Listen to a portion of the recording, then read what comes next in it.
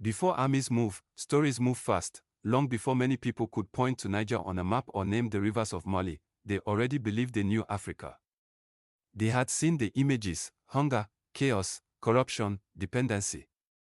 A continent described not as complex, but as broken. Dr. Arikana Chihombori-Quao would later stand on stages around the world and ask a simple question: who benefits from that picture? Because while headlines spoke of failure, something else was happening quietly, consistently, profitably. Resources were leaving. Uranium from Niger lit cities thousands of miles away. Oil, cocoa, gold, strategic minerals, streams of wealth flowing outward while the countries of origin were lectured about governance and development. To many outsiders, the relationship appeared charitable.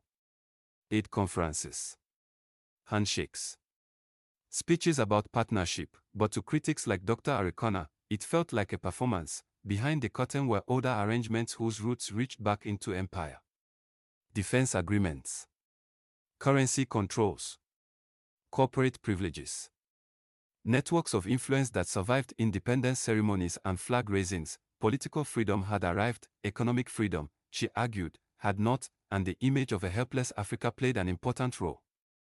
If a people are seen as incapable, then control can be marketed as assistance. Extraction can be described as management.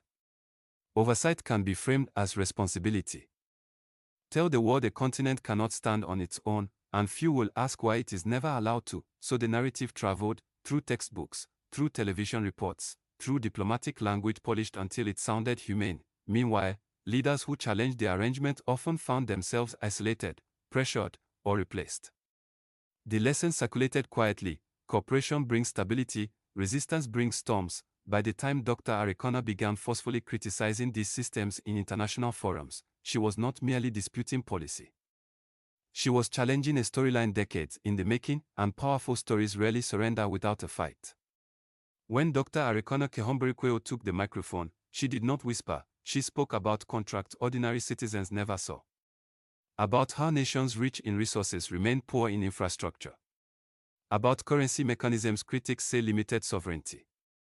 About how media emphasis on African dysfunction often ignored external advantage. Her speeches spread online, carried by audiences who felt they were hearing someone say aloud what had long been discussed in private. But confronting a narrative can be dangerous work, because reputations, investments, and geopolitical influence are built on maintaining particular versions of reality.